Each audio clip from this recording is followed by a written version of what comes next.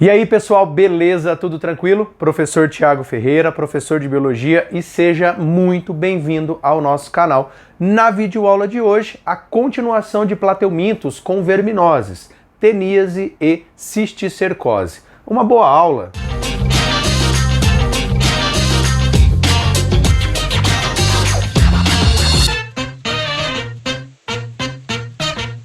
Bom, galera, já deixa aqui a dica para vocês. É importante que você tenha noção, né, da características gerais dentro do grupo dos plateumintos. Então, se você tiver alguma dúvida, acessa aqui a nossa aula teórica a respeito dessas características, tá? Ao finalzinho daquela aula eu trabalhei um pouquinho sobre classificação, porque eu destaquei que nas características gerais nós trabalhamos uma classe em específico, que é a classe dos turbelários. Aqui nós vamos trabalhar teníase e cisticercose, que são verminoses causadas por um plateuminto dentro de uma outra classe chamada de cestoda, ou cestoda, que é corpo em forma de fita. Tranquilos? E aí eu já falo para vocês também o seguinte: o que é interessante você ir para uma prova sabendo a respeito de doenças, principalmente doenças parasitárias. Você tem que saber as informações a respeito do agente etiológico, quem causa a doença, as formas de transmissão dessa doença e como que eu trato essa doença. E aí nós vamos trabalhar isso de forma bem específica aqui dentro, tá bom? Dentro aqui da nossa aula, nós vamos começar falando sobre teníase, que é a doença mais clássica causada por esses agentes etiológicos. Mas é importante que você fique até o final, porque no final da aula que nós vamos falar sobre cisticercose, que é uma outra verminose causada pelo mesmo verme. Tranquilos? Então vamos lá, quem são os agentes etiológicos que causam a teníase? Eu tenho dois: a tênia saginata e a tênia sólio. Então aqui eu preciso já saber de cara a diferença morfológica entre elas, tá? Então vamos lá. As duas tênias vão apresentar em uma região chamada de escólix, ó, uma região chamada de escólix, é a região do que seria referente à cabeça. Nessa cabeça vão ter as ventosas, que vão servir para a fixação desse indivíduo dentro do local onde ele atinge a fase adulta, que no caso, no ser humano, é o intestino, o trato intestinal, beleza? Além dessas ventosas, a tênia solium apresenta uma região chamada de rostelo, ou rosto, onde tem uma espécie de ganchos, né, que servem para a fixação.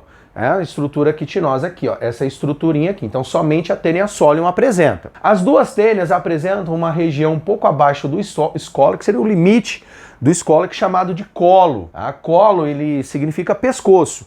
Então seria o intermédio entre o escólix e o início da estrutura corporal desse indivíduo, que é chamado de estróbilo. Então o estróbilo, ele é toda essa porção de extensão do corpo dessa tênia, tá? Tanto da tênia solium quanto da tênia saginata.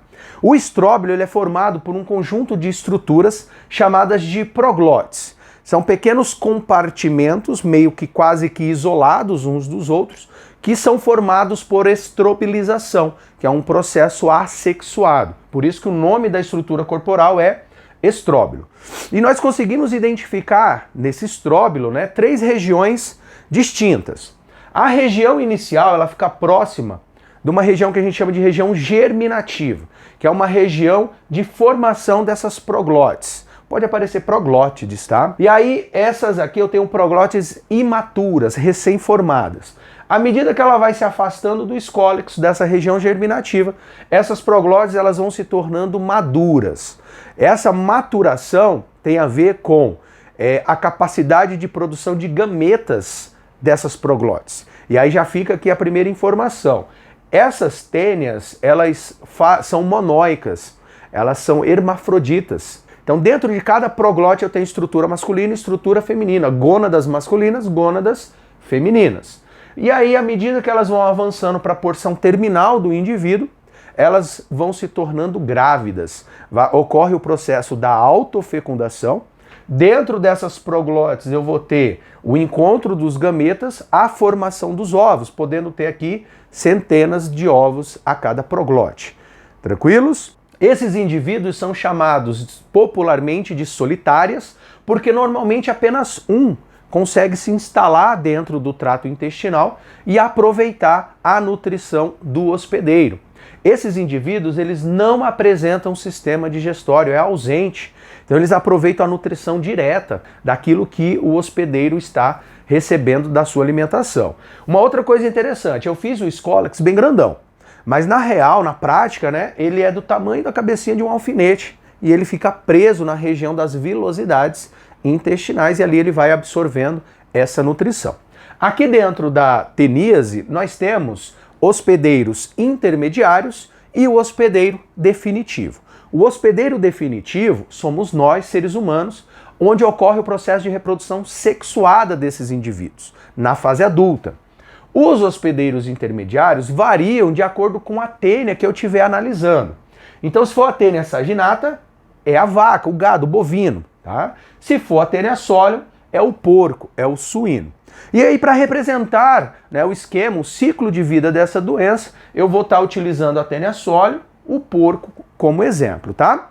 Então vamos partir do princípio em que eu tenho um indivíduo adulto, um homem, né, um ser humano, contaminado lá dentro com uma tênia sólium adulta. E aí ela está produzindo as suas proglotes. As proglotes vão se tornando maduras, vai ocorrendo a autofecundação, e aí elas vão se desprendendo no trato intestinal do indivíduo e vão sendo liberadas no ambiente com as fezes do indivíduo. É uma doença que ela tem um íntimo grau de relação com falta de saneamento básico. Então, quando esse indivíduo libera as fezes num ambiente aberto, sem tratamento de esgoto, que possa ter contato ali com o solo, e aí eu tenho indivíduos que vivem e dependem desse solo, eu tenho a problemática do início desse ciclo, tá? Então nas fezes eu vou ter as proglotes que vão estar liberando os ovos. Esses ovos já vão estar num estágio chamado de ovos embrionados. Então significa que dentro deles já tem um embriãozinho se desenvolvendo. E aí essas fezes, por alguma situação, acaba contaminando o solo, que acaba sendo, né, fuçado ali por um indivíduo, que no caso é o nosso porquinho aqui, tá? Então esse ovinho embrionado, ele vai entrar pelo trato intestinal desse porco, tá? Lá, através da passagem pelo estômago, pelo intestino, né, eu acabo tendo uma transição de estágio larval, né, de transformação desse ovinho, né, basicamente interna. E aí esse ovinho, agora chamado de hexacanto, ele ganha a circulação. O hexacanto, ou também chamado de oncosfera, ele tem essa estruturinha com os rostelos já se formando na parte interna. Então ele ganha a corrente sanguínea e vai se distribuindo pelos tecidos desse indivíduo, principalmente nos tecidos musculares. Quando atinge esses tecidos, ocorre uma transformação do hexacanto para a larva cisticerco. A larva cisticerco, ela já apresenta uma estruturinha de Scolex, né, voltada para o interior, protegida por um tecido externo. E aí o que vai acontecer? Através da ingestão de carne do porco, né, mal passada, mal cozida, mal preparada, né, o indivíduo adulto ele acaba recebendo, ingerindo a carne contaminada com o cisticerco. Este cisticerco, então, ele vai ganhar aqui o tubo digestório do indivíduo. Na transformação que ocorre do sistema do estômago para o intestino delgado, né, nós temos aquela alteração de pH.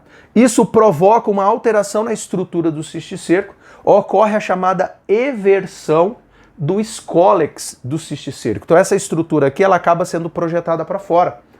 E aí, chegando na região do intestino delgado, ele se torna apto, né, em se fixar na região das vilosidades intestinais, tá? Normalmente, esses indivíduos só estão em um dentro do hospedeiro definitivo. Existe aqui uma produção de substâncias químicas pelo indivíduo que já está instalado no trato intestinal, que impede a fixação de outros na região ali para evitar a competição, beleza? Por isso que elas são conhecidas popularmente como solitárias. Toda essa transformação que eu coloquei aqui para vocês, ela também é comum de acontecer com a tênia saginata dentro da vaquinha, né? Dentro ali, né, do bovino, beleza? Tá? Então, quais são as medidas profiláticas quando a gente fala de teníase? Saneamento básico, né? Higiene pessoal, cuidado com o solo, tratamento do doente e preparo da alimentação, né, desses animais que acabam sendo utilizados, às vezes, o alimento quase que cru. Tá? Então, às vezes, um bom preparo já seria o suficiente para eliminar o cisticerco. E fiscalização sanitária de carnes, né, em frigoríficos, por exemplo, tá bom? Agora, pessoas, como que seria a manifestação da cisticercose? Primeiro, a cisticercose, ela é uma forma de verminose que é atribuída a Taenia solium. Então a pessoa só vai desenvolver a cisticercose humana se ela tiver contato com, né, o agente etiológico Taenia solium. Beleza? A Taenia saginata não consegue essa adaptação, tá? E aí o que acontece? O ser humano, ele acaba tendo contato dentro do ciclo de manifestação aqui da Taenia solium, ele acaba tendo contato com os ovos que a Taenia solium liberou no ambiente. Então, por alguma situação, essas fezes acabaram contaminando alimentos, acabaram contaminando a água, né? E esse indivíduo acaba ingerindo os ovos da Taenia e não o cisticerco. Então, ao ingerir os ovos da Taenia, esses ovos irão se comportar dentro do ser humano como se tivesse dentro aqui do porquinho. Tá? E aí ele vai ter essa transformação larval até atingir a fase de cisticerco. O cisticerco ganha a circulação e aí ele vai se instalando no tecido muscular do indivíduo. E aí ele pode se instalar na musculatura e aí a gente chama ela de miocisticercose, porque está instalada na musculatura do indivíduo. Ela pode também se instalar na região ocular, cisticercose ocular, ou ela pode se instalar, que é muito comum, no tecido nervoso. E aí a gente chama ela de neurocisticercose. Na neurocisticercose é onde eu tenho a forma mais grave de desenvolvimento da cisticercose. Então eu posso ter comprometimento do tecido nervoso. Muitas das vezes consegue-se resolver o problema com o uso de medicamentos específicos, mas dependendo do grau de infestação, né, e da quantidade de cisticerco que eu tenho, né, pode vir a trazer problemas mais graves. Lembrando, as duas formas, né, teníase e cisticercose, o indivíduo ele desenvolve de forma diferente, tá? Então, isso aí é bastante importante. Na teníase, o homem, ele é o hospedeiro definitivo. Na cisticercose, o homem, ele é o hospedeiro intermediário. E ela só acontece com a Taenia solium. Beleza? Doencinha muito importante aí para os vestibulares e para o Enem. Beleza, meus queridos? Galera, então eu fico muito feliz em mais uma aulinha passada aí para vocês. Espero que realmente seja muito proveitosa. Então, se você gostou, eu gostaria que você desse aquele like. Se você ainda não é inscrito no canal, se inscreva. Vai ajudar aí a chegar mais longe esse material a quem precisa, tá? E aí, se você puder compartilhar, aí vai pro 10, tá bom? Se você quiser me seguir nas redes sociais, eu tenho aqui o endereço no Instagram, no Facebook, onde a gente posta ali alguns materiais também para ajudar a reforçar na sua preparação para o seu vestibular. Tranquilos? Então, de coração, muito feliz pela sua presença, bons estudos e fui!